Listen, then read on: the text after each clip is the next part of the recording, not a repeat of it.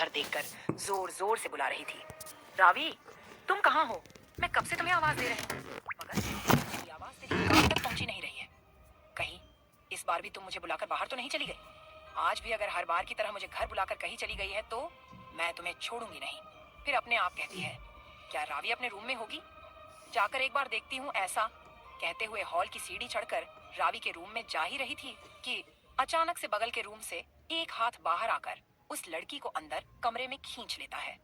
लड़की कुछ समझ पाती अभी अभी उसके साथ क्या हुआ है उससे पहले ही वो एक अनजान कमरे में थी, जिसे देखकर वो घबरा कर चिल्लाने को होती है कि एक हाथ आकर उसकी मुंह बंद कर देता है, जिसे देखकर वो अपनी आंखें ऊपर करके देखती है तो सामने एक हैंडसम सा लड़का खड़ा था, जिसका हाइट 6 फीट 5 इंच, नीली आंखें, मुलायम बाल, मस्कुलर बॉडी, दिखने में मॉडल से कम नहीं था।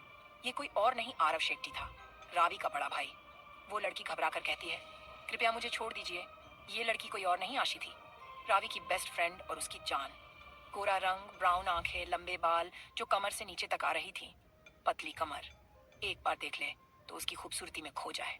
प्लीज मुझे छोड़ दीजिए, मैं आपको नहीं जानती हूँ। ऐसा कहकर आशी आरव के हाथ अपने मुंह से हटाने की कोशिश कर रही थी, मगर हटा नहीं पा रही थी। आशी को ऐसा करते हुए देखकर आरव कहता है, कोशिश करना बेकार है, थोड़ी देर के बाद मैं तुम्हें खुद ही छोड़ दूंगा, मगर जिस वजह से मैं तुम्हें इस रूम में लेकर आया हूँ वो तो करूँ। आरव इस वक्त थोड़ा शराब के नशे में भी था, फिर भी अपने सामने खड़ी लड़की को अच्छे से पहचान सकता था। आशी रोकर कहती है, प्लीज छोड़ दीजिए हमें, नहीं तो हम जोर से चिल्लाकर सबको बुलाएंगे। उसकी बात सुनकर आरव हंसकर कहता है, ठीक है, चिल्लाओ ऐसा। कहकर उसकी मुंह से अपना हाथ हटाते हुए कहता है, मैं तुम्हें एक बात बताता हूँ, अभी इस वक्त इस पूरे घर में मेरे और तुम्हारे अलावा कोई नहीं है। यह कहकर आशी को बेड पे धक्का देता है और उसके साथ जबरदस्ती करने लगता है। आशी उससे लगातार अपने आप को छुड़ाने की कोशिश कर रही थी और साथ में उसे अपने हाथ से मार भी रही थी और बार बार कहा रही थी, छोड़िए, मुझे छोड़िए, मगर आरव उसे छोड़ने का नाम ही नहीं ले रहा था। आरव आशी के कपड़ा एक एक करके निकालकर बेड से नीचे फेंक देता है और खुद का भी, जिसे देखकर आशी रोने लगती है और उसे दोनों हाथ से लगातार मारने लगती है। उसे ऐसा करते हुए देखकर आरव उसके दोनों हाथों को पकड़कर बेड पर जोर से दबा देता है, जिसे देखकर आशी हार कर आरव जो कर रहा था उसे करने देती है। आरव उसके साथ जबरदस्ती करके छोड़ देता है। सब करने के बाद आरव आशी के ऊपर से उठता है और उसे एक नजर देखता है, जो अभी भी रो रही थी, जिसे देखकर आरव गुस्सा करते हुए उसे चुप रहने को कहता है। चुप, एकदम चुप। एक और आवाज अगर मैंने तेरी मुंह से सुना तो यहीं पर तेरी जान ले लूंगा, समझी? आरव का धमकी सुनकर आशी चुप हो जाती है और बेड से उठकर अपने आप को ब्लैंकेट से कवर करती है। आरव बेड के पास जाकर साइड ड्रॉअर खोलकर उससे एक चेक निकालकर आशी के मुंह पर फेंक कर कहता है, इस चेक को लो और यहाँ से निकल जाओ। हाँ, याद रहे, अभी यहाँ जो कुछ भी हुआ है उसका पता किसी को नहीं चलना चाहिए, मेरे घर वालों को, उसमें भी स्पेशली मेरी बहन रावी को तो बिल्कुल भी नहीं। मैं अच्छी तरह से जानता हूँ तुम रावी की दोस्त आशी हो। रावी ने मुझे तुम्हारी फोटो दिखाई थी, तब से तुम्हारी इस खूबसूरत चेहरे की दीवाना हुआ हूँ। तुम्हारे जिस्म के साथ खेलना चाहता था, वो आज पूरा हुआ। रावी से तुमने कुछ भी कहा तो मैं तुझे जान से मार डालूंगा, तेरे साथ तेरे घर वालों को, समझी? Now get out of this house. ये कहकर बाथरूम चला जाता है। आरव को बाथरूम में जाते हुए देखकर आशी जल्दी से बेड से नीचे उतरती है और अपना कपड़ा नीचे से उठाकर पहनकर उस घर से रोते हुए चली जाती है। रावी कुछ काम से बाहर गई हुई थी। घर के अंदर आते वक्त अपने आप बड़बड़ा रही थी, मैं फिर से आसी को घर बुलाकर अपने काम से बाहर गई। मैं भी क्या करूं, कल ही मेरी शादी है और मेरी ब्लाउज का फिटिंग ठीक नहीं हुई है। मैंने सोचा था कि यही पास में मॉल है, जल्दी जाकर ठीक करवा कर लेकर आ जाऊंगी, वो भी आशी के आने से पहले, मगर मुझे क्या पता था इतनी देर हो जाएगी। कोई बात नहीं, मैं कान पकड़कर उससे माफी मांग लूंगी। शाम को मेरी हल्दी और संगीत दोनों है। मैं आशी के लिए मॉल से जो कपड़ा लिया था उसे देकर कहूंगी कि इस ड्रेस को आज शाम को मेरी फंक्शन में पहने। मुझे पता है वो लेने से माना करेगी, जो खुददारी उसके रगों में खूंट खूंट कर जो भरी है, मगर मैं भी रावी शेट्टी हूँ, मुझे भी अच्छे से पता है उसे कैसे मनाना है, और उसके साथ उसकी डांट भी खा लूंगी, क्योंकि हम दोनों अच्छी दोस्त हैं। दोस्तों के बीच ये सब चलता रहा था। दोस्ती में झगड़ा ना हो, कभी ऐसा हो सकती है क्या? ऐसे बड़बड़ाते हुए घर के अंदर जाकर बिना देखे चिल्लाकर कहती है, आशी, आई एम सो सॉरी, मुझे पता है मेरी गलती है जो मैं तुम्हें बुलाकर बाहर चली गई। प्लीज माफ कर दे मुझे, आज के बाद कभी ऐसा नहीं करूंगी। प्लीज ये आखिरी बार मेरी गलती समझकर माफ कर दे मुझे। देख आशी, कल मेरी शादी है, अगर आज तुम नाराज हो गई तो मैं कल जाकर मंडप पे नहीं बैठूंगी। उसके बाद मॉम, डैड, भाई और मेरी होने वाला पति पूछेंगे तो मैं उनसे कहूंगी कि ये सब तुम्हारी गलती है। उसके बाद तुम जाने और मेरी फैमिली, तुम समझ रही हो ना मैं क्या बोले रही हूँ? अरे, मैं ही बोले जा रही हूँ। फिर हॉल में इधर उधर देखकर कहती है, आशी तो हॉल में कहीं भी दिखाई नहीं दे रही है। जिससे परेशान होकर रावी आशी को और जोर जोर से आवाज देने लगती है। आशी तुम कहाँ हो? जब आशी की कोई जवाब नहीं आती है तो अपने घर के नौकर रामू काका को बुलाने लगती है। रामू काका। वो रामू काका किचन से बाहर आकर रावी से पूछते हैं, जी बेटियां, आपने मुझे बुलाया? रावी कहती है, जी काका, मैंने आपको ये पूछने के लिए बुलाया है, क्या आपने आशी को देखा है? क्या वो मेरे रूम में है? रामू काका रावी का सवाल सुनकर कहते हैं, मुझे नहीं पता बिटिया, मैं सामान लेने मार्केट गया हुआ था, थोड़ी देर पहले ही घर आया हूँ। उस बीच शायद आशी बिटिया आई होगी, आप जाकर एक बार अपने कमरे में देख लीजिएगा, क्या पता आई भी होगी। रावी काका के बात पर, जी काका, मैं जाकर मेरे कमरे में देखती हूँ, शायद कमरे में हो। ऐसा कहकर सीढ़ी चढ़कर अपने कमरे में जाने लगती है। वो अपने कमरे में जाती उससे पहले ही दूसरे कमरे का दरवाजा खुला देखकर उसके अंदर जाने लगती है। ये कमरा किसी और का नहीं बल्कि उसकी भाई आरव का है। दोनों के कमरे अगल बगल में है। वो अपने भाई को आवाज देने लगती है, भाई कहाँ हैं आप? आवाज देते हुए अंदर जाकर देखती है तो आरव उस कमरे में बनी एक छोटी सी बार में बैठकर ड्रिंक्स कर रहा था, जिसे देखकर रावी नाराज होकर कहती है, भाई ये आप क्या कर रहे हैं? थोड़ी देर के बाद मेरी हल्दी और संगीत है और आप अभी से ड्रिंक्स कर रहे हैं। मॉम और डैड देखेंगे तो गुस्सा करेंगे। इसे छोड़िए और जाकर तैयार हो जाइए, मुझे आज मेरा भाई सबसे हैंडसम दिखना चाहिए। उसकी बात सुनकर आरव कहता है, तुम मेरा चिंता मत कर, मैं तैयार होता हूँ। वैसे भी तेरा भाई पहले से ही बहुत ज्यादा हैंडसम है, मैं जैसे भी तैयार हो जाऊं लड़कियां मुझे देखकर पागल हो ही जाएंगे। ऐसा कहकर हंसने लगता है। मुझे छोड़ो, तुम जाकर तैयार हो जाओ। वैसे भी तुझे तैयार होने में काफी टाइम लगेगा, ऐसे में अगर तुम लेट हुई तो कहीं ऐसा ना हो जाए हल्दी में आए हुए मेहमान तुझे हल्दी लगाए बिना ही चले जाए। आरव का बात सुनकर रावी गुस्सा होकर कहती है, जाइए भाई, मैं आपसे बात नहीं करूंगी। अरे भाई, बात नहीं करूंगी से याद आया, क्या आपने आशी को देखा है? मैंने उसे जल्दी घर आने को कहा था ताकि मुझे तैयार होने में वो मेरी मदद कर सके। मैं जाकर देखती हूँ वो मेरी कमरे में है या नहीं। चलो भाई, मैं जाती हूँ, आप जल्दी से रेडी हो जाइएगा, थोड़ी देर में मेहमानों का आना शुरू हो जाएगा। ऐसा कहकर रावी अपने कमरे में चली जाती है। आरव कुछ पल के लिए वहीं खड़ा रहा था है, क्योंकि एक पल के लिए उसे आशी की चेहरा सामने आ जाता है तो वो अपना सिर झटक कर तैयार होने चला जाता है। आशी को घर जल्दी आकर अपने कमरे में भाग कर जाते हुए देखकर मोहन जी अपने आप कहते हैं, ये जल्दी कैसे आ गई? आज उसकी दोस्त रावी, ये हल्दी और संगीत है। वो घर से जाते वक्त मुझसे कहकर गई थी कि उसे घर आने में देर हो जाएगा, फिर इतनी जल्दी वापस कैसे आ गई? जाकर उससे ही पूछता हूँ। ऐसा कहते हुए वो आशी को बुलाते हुए उसके कमरे में चले जाते हैं और कमरे में जाकर आशी की हालत देखकर घबरा जाते हैं। उसकी बाल बिखरे हुए थे, कपड़ा कहीं जगह पर फटा हुआ था, आंखें रो रो कर सूज गया था। आशी को ऐसी हालत में देखकर मोहन जी घबरा कर उसके पास जाते हैं और उससे पूछते हैं, आशी बेटा, क्या हुआ आपको? ऐसी हालत कैसे हुआ? बोलो बेटा, मेरा दिल बैठा जा रहा है। आशी पापा कहकर उनसे लिपट कर फूट फूट कर रोने लगती है, जिसे देखकर मोहन जी उसकी सिर फेरते हुए पूछते हैं, क्या हुआ बेटा, आप रो क्यों रही है? आपका ये हालत कैसे हुई? मोहन जी की जिंदगी में आशी के अलावा कोई नहीं थे। उनकी पत्नी पहले ही मर चुकी थी। वो एक छोटी सी दुकान में काम करके अपना और अपनी बैठी का खर्चा निकलते थे। अभी अभी आशी की पढ़ाई खत्म हुई थी। वो अपने लिए जॉब ढूंढ रही थी ताकि अपने पापा की मदद कर सके। आशी बेटा, हमें कहो क्या हुआ है? रो मत बेटा, शांत हो जाओ, पापा है आपके साथ। इतना सुनते ही आशी कहती है, पापा सब कुछ खत्म हो गया, मुझे अभी नहीं जीना है, मैं मर जाना चाहती हूँ। मैंने अपना सब कुछ खो दिया है पापा, उसने मेरी इज्जत लूट ली पापा। आशी की बात सुनकर मोहन जी को बहुत बड़ा सदमा लग जाता है। कुछ पल के लिए वो ब्लैंक हो जाते हैं, उन्हें समझ ही नहीं आ रहा था वो क्या बोले। फिर जल्दी से अपने आप को संभाल कर आशी से कहते हैं, बेटा मरने की बात मत करो, कुछ नहीं हुआ है, सब ठीक है, आपके पापा हैं, आपके साथ है। नहीं पापा, मैं मर जाना चाहती हूँ। अगर कल को सबको मेरे साथ हुई हादसे के बारे में पता चला गया तो सब आपके ऊपर उंगली उठाएंगे और ताना देंगे। ये सब मेरी इज्जत जाने की वजह से होगा पापा। आशी बड़बड़ाते हुए कहे जा रही थी। उसे खुद ही नहीं पता इस समय वो क्या बोल रही है।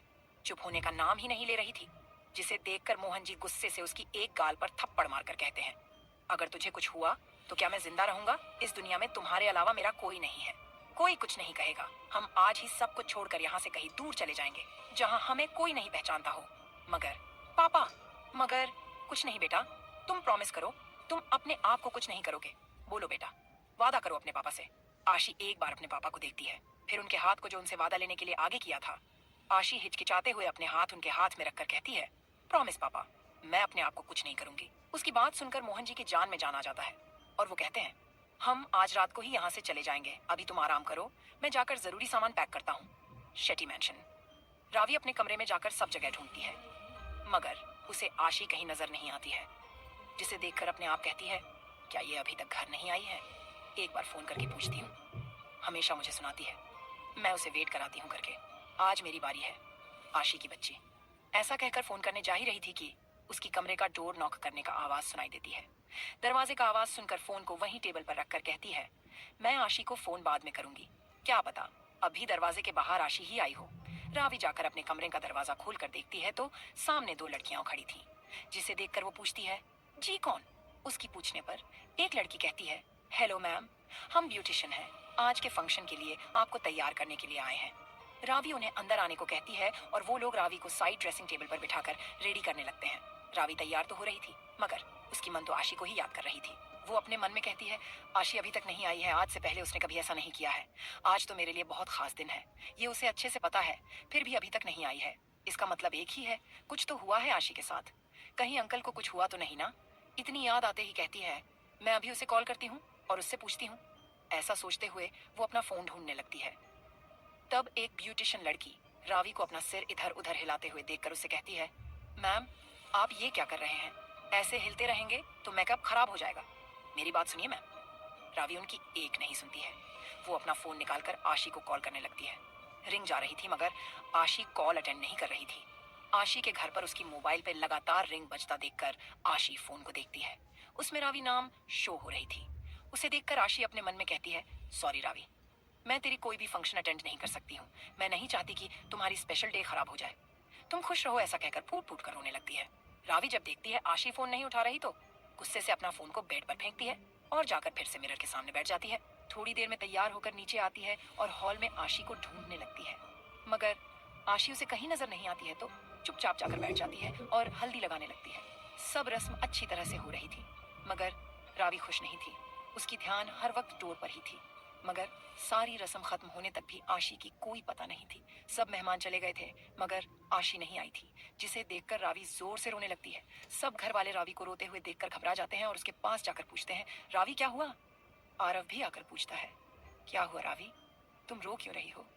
रावी अपने भाई का सवाल पर कहती है, भाई आज मेरी फंक्शन पर सब आए थे सिवाय मेरी दोस्त आशी को छोड़कर, और वो मेरी फोन भी नहीं उठा रही है। वो कभी ऐसा नहीं करती है भाई, मुझे अभी उसके घर लेकर जाइए प्लीज भाई। रावी की बात सुनकर उसकी मॉम अंजलि जी कहते हैं, आशी कुछ काम में फंस गई होगी बेटा, आज नहीं आई तो क्या हुआ, कल तुम्हारी शादी पर पक्का आ जाएगी। बेटा तुम अभी बाहर नहीं जा सकती हो, तुम्हारी अभी अभी हल्दी और हाथ में मेहंदी लगी है, ऐसे में दुल्हन शादी होने तक बाहर नहीं जाना चाहिए। अब शकुन माना जाता है बेटा, अभी तुम शांत हो जाओ। रावी माँ की बात सुनकर पूछती है, माम पक्का ना, आशी कल मेरी शादी पर आएगी ना? अंजलि उसकी बात पर, जी बेटा आएगी, कल आशी के आने के बाद उसे खूब सुनना, ठीक है? अब जाकर आराम करो बेटा।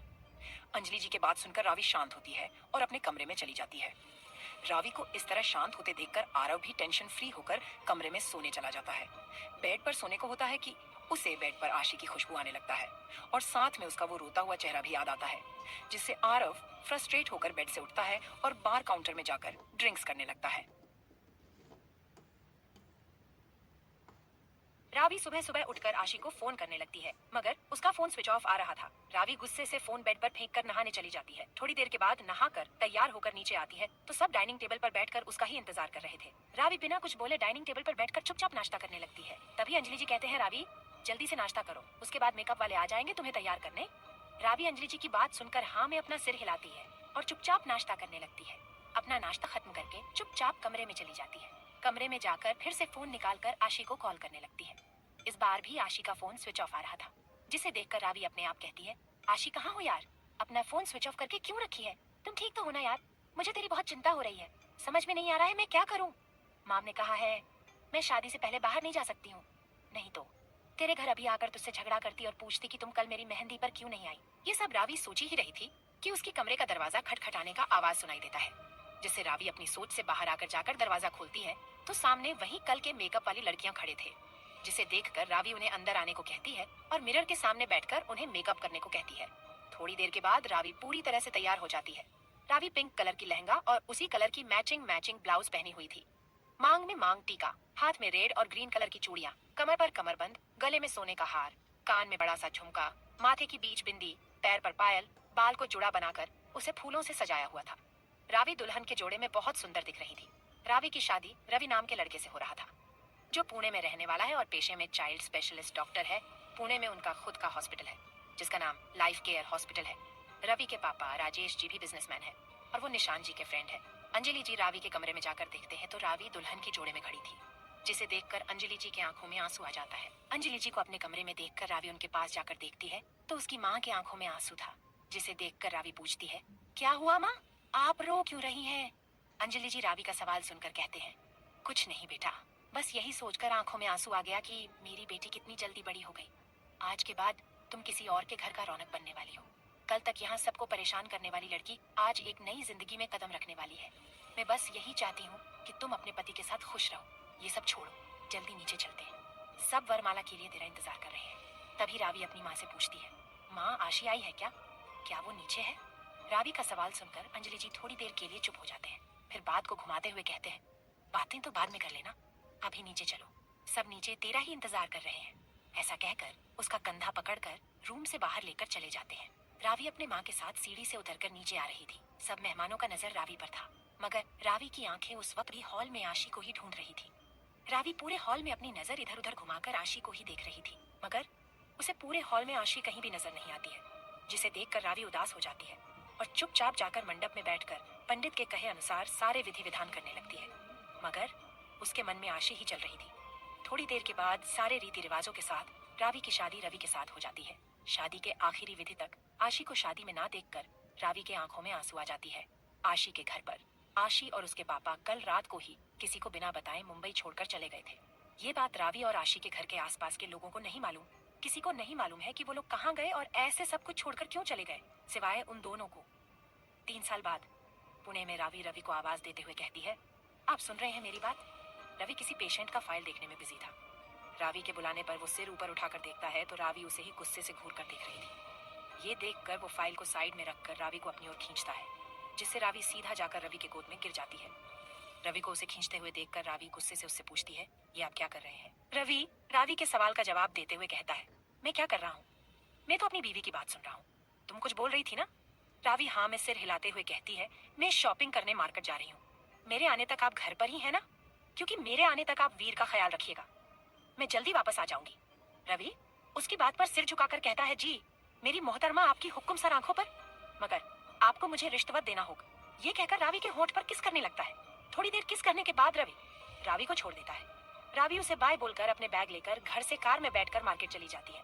पुणे मार्केट। रावी मॉल के अंदर जाकर बच्चों के कपड़े की दुकान पर चली जाती है और अपने बेटे के लिए ड्रेस देखने लगती है। दुकान के स्टाफ भी रावी को कहीं ड्रेस दिखाते हैं, मगर उसे वहाँ कोई भी ड्रेस पसंद नहीं आती है। इसीलिए वो उस शॉप से बाहर आकर अपनी नजर इधर उधर घूमते हुए सामने रहा दुकान में चली जाती है। वहाँ एक औरत एक बच्ची के ऊपर ड्रेस पकड़कर देख रही थी। उस औरत को देखकर एक पल के लिए रावी शॉक हो जाती है, फिर अगले ही पल खुश होकर उस औरत के पीछे जाकर खड़ी हो जाती है। थोड़ी देर तक ऐसे ही खड़ी होकर उस औरत को ही देखने लगती है। उस औरत को तो बिल्कुल ये अंदाजा नहीं था कि कोई उसके पीछे खड़े होकर उसे ही देखे जा रही है। वो तो बच्ची के ऊपर कपड़ा ट्राई करने में बिजी थी। तभी रावी पीछे से उसके कंधे पर हाथ रखती है तो वो औरत डर कर पीछे मुड़कर देखती है। पीछे रावी को देखकर चौंक जाती है। रावी तो आंखों में आंसू लिए उसे ही देख रही थी। आशी भी रावी को देखकर शौक में चली जाती है। तब उसे रावी की आवाज सुनाई देती है। आशी से रोते हुए पूछ रही थी कि आशी ये तुम ही हो ना? मैं सपना तो नहीं देख रही हूँ। ऐसा कहकर रावी आशी की गले लगकर फूट फूट कर रोने लगती है। रावी उससे थोड़ी दूर होकर पूछती है, तुम सच में मेरे सामने हो ना आशी? मुझे अभी भी यकीन नहीं हो रहा है, मैं तुझे अपने सामने देख रही हूँ, वह भी 3 साल के बाद। आशी भी अपने होश में आकर रावी को ही एकटक आंखों में आंसू लिए देखने लगती है और वो भी रोते हुए रावी से कहती है, नहीं पागल, ये सपना नहीं है, हकीकत है। मैं तेरे सामने हूँ, वो भी जिंदा। शेट्टी कॉर्पोरेशन 30 मंजिल का ऊंची बिल्डिंग है। सीईओ के कैबिन के चेयर पर बैठा हैंडसम आदमी सामने खड़े लड़के को गुस्से से घूर कर देख रहा था। वो हैंडसम लड़का कोई और नहीं बल्कि most bachelor business tycoon Aarav Shetty था, जो इस कंपनी का सीईओ और उसके सामने खड़ा इंसान उसका असिस्टेंट नीला था। शेट्टी कॉर्पोरेशन कंपनी दुनिया में टॉप 1 कंपनी में से एक था, मगर आज तक आरव को बिजनेस के लोगों के अलावा बाहर के लोग ज्यादा जानते नहीं है। वो मीडिया में कम ही आता है। अगर उसका फोटो गलती से भी मीडिया में पब्लिश हुआ तो वो अपने लोगों को कहकर तुरंत वहाँ से उसे हटा देता था। आरव मुंबई छोड़कर नासिक में अपने दादाजी के दिए हुए फार्म हाउस में रहने लगा था। उसको नेचर के बीच रहना पसंद है। वहाँ वो अलग अलग तरह की आम का पेड़ लगाकर उसको भी अलग अलग कंट्री में एक्सपोर्ट करता था। आरव के कैबिन में उनका असिस्टेंट सिर झुकाए खड़ा था। ये देखकर आरव गुस्से से पूछता है, तुमने फोन करके मुझे ऑफिस क्यों बुलाया? आरव को गुस्सा करते हुए देखकर नील डरते हुए कहता है, सर वो मेहरा कॉर्पोरेशन के सीईओ विक्रम मेहरा ने कॉल किया था। वो पर्सनली आपसे मिलना चाहते हैं और आपसे प्रोजेक्ट के बारे में बात करना चाहते हैं। असिस्टेंट नीला की बात सुनकर आरव कहता है, ठीक है, हम आज ही निकलते हैं पुणे। उन्हें कॉल करके कहो कि कल ही हम उनसे मिलने आ रहे हैं और उसके साथ प्रेजेंटेशन भी रेडी रखने को कहो, क्योंकि मैं कल ही प्रोजेक्ट देखना चाहता हूँ। अपने बॉस की बात सुनकर नील कहता है, सर, हमने तो उन लोगों को 1 हफ्ते का टाइम दिया था प्रेजेंटेशन रेडी करने को। मुझे नहीं लगता है उन लोगों ने अभी तक पूरी तरह से प्रेजेंटेशन तैयार भी किया होगा। ऐसे में अगर अचानक हम उन्हें कॉल करके ये कहेंगे कि आप उनका प्रेजेंटेशन कल ही देखना चाहते हैं, तो क्या वह लोग 1 दिन में प्रेजेंटेशन तैयार कर पाएंगे? सर, मुझे नहीं लगता है ये पॉसिबल होगा। आरव अपने असिस्टेंट की बात पर गुस्सा होकर कहता है, अगर तुम्हें उन लोग की इतनी ही चिंता है तो एक काम करो, तुम यहाँ रेजिग्नेशन देकर वहाँ काम पे चले जाओ। आरव के मुंह से रेजिग्नेशन की बात सुनकर नील घबरा कर कहता है, नहीं बॉस, मैं अभी फोन करके मिस्टर विक्रम मेहरा से कहता हूँ कल आप उनसे मिलने पुणे आ रहे हैं, और साथ में ये भी कहता हूँ कि कल प्रेजेंटेशन रेडी रखे। ऐसे कहकर नील कैबिन से बाहर जाने को होता है तो आरव उससे कहता है, हमारा जेट रेडी करो, हम कुछ देर के बाद यहाँ से पुणे निकलते हैं। नील आरव का बात सुनकर ठीक है बॉस कहकर कैबिन से बाहर चला जाता है। पुणे मार्केट। रावी आशी से कहती है, तुम्हें पता भी है आशी, 3 साल में ऐसा एक दिन भी नहीं गया है जो मैंने तुम्हें याद नहीं किया हो। मैंने तुम्हें हर दिन हर पल याद करती थी। तुमने मेरे साथ ऐसा क्यों किया? क्यों मुझे बिना बताए मुंबई छोड़कर यहाँ पुणे रहने आ गई? तुम तो मेरी शादी पर भी नहीं आई हो। बोलो क्यों नहीं आई हो मेरे शादी पर? बोलो, मुझे जवाब दो आशी। तुम अचानक क्यों मुंबई छोड़कर चली गई? ऐसा क्या हुआ था जिस वजह से तुम्हें अचानक मुंबई छोड़कर मुझे बिना बताए जाना पड़ा? आशी रावी की इतनी सारी एक साथ सवाल सुनकर उसे रोकते हुए कहती है, रावी पहले तुम शांत हो जाओ, हम कहीं पर बैठकर बातें करते हैं, मैं तेरी सारी सवाल का जवाब दूंगी। आशी की बात सुनकर रावी कहती है, ठीक है, सामने एक कॉफी शॉप है, वहां जाकर बैठकर बातें करते हैं। ऐसा कहकर रावी आशी के हाथ पकड़कर कॉफी शॉप की ओर लेकर चली जाती है। दोनों कॉफी शॉप के अंदर जाकर बैठ जाते हैं और रावी दोनों के लिए 2 कप कॉफी ऑर्डर करती है। फिर आशी से कहती है, अब बोलो, क्यों 3 साल पहले सब कुछ छोड़कर चली गई थी? ऐसा क्या हुआ था 3 साल पहले जिससे तुम्हें अचानक अंकल के साथ मुंबई छोड़कर जाना पड़ा? इन 3 साल में तुम्हें एक बार भी मेरी याद नहीं आया। तुम मुझसे मिलने तो दूर की बात, एक कॉल करना भी जरूरी नहीं समझा? क्या मैं तेरे लिए इतना पराई हो गई? बोलो आशी, मेरे सवाल का जवाब दे दो।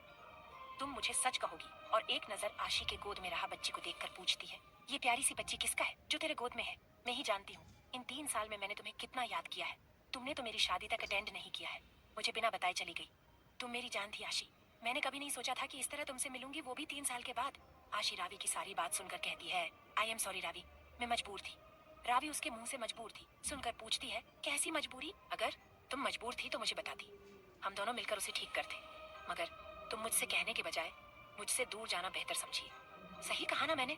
रावी को गुस्सा करते हुए देखकर आशी उससे कहती है, रावी शांत हो जाओ, मैं तुम्हें सब कुछ सच बताती हूँ। प्लीज, तुम सच सुनने के बाद गुस्सा नहीं करोगी, और मेरी बात पूरी सुनने के बाद ही तुम रिएक्ट करोगी, उससे पहले नहीं। मुझसे प्रॉमिस करो रावी। आशी की बात सुनकर रावी एक पल के लिए उसे ही देखने लगती है, फिर उसकी बात मानकर कहती है, अच्छा ठीक है, प्रॉमिस। रावी से प्रॉमिस लेने बाद आशी सब कुछ उसके शादी के एक दिन पहले जो कुछ भी हुआ था उसे लेकर यहाँ पुणे आने तक की बात एक एक करके रावी को बताकर चुप हो जाती है। आशी के मुंह से उसके भाई ने उसके साथ जबरदस्ती किया है। ये सुनने के बाद रावी गुस्सा होकर चिल्ला के कहती है, मेरे भाई ने तेरे साथ जबरदस्ती किया और तुमने मुझे बताना जरूरी नहीं समझा, तुम उसे ऐसे ही जाने दिया। नहीं, मैं उन्हें नहीं छोड़ूंगी। भाई को अभी कॉल करके पूछूंगी, इतनी घटिया हरकत करते वक्त उन्हें शर्म नहीं आया? तेरे साथ जबरदस्ती करते वक्त उन्हें ये तक याद नहीं आया तुम मेरी दोस्त हो। आशी रावी को अपने भाई पर गुस्सा करते हुए देखकर कहती है, शांत हो जा रावी, मुझे पता था सच सुनने के बाद तुम इस तरह ही रिएक्ट करोगी।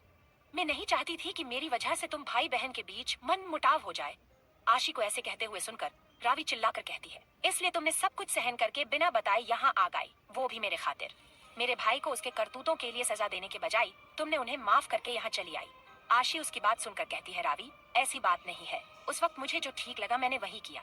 यह सब छोड़ो, तुम मुझसे प्रॉमिस करो, तुम इस बात को यही छोड़ देगी, अपने भाई से इस बारे में कुछ भी बात नहीं करोगी? प्लीज रावी, तुझे मेरी कसम।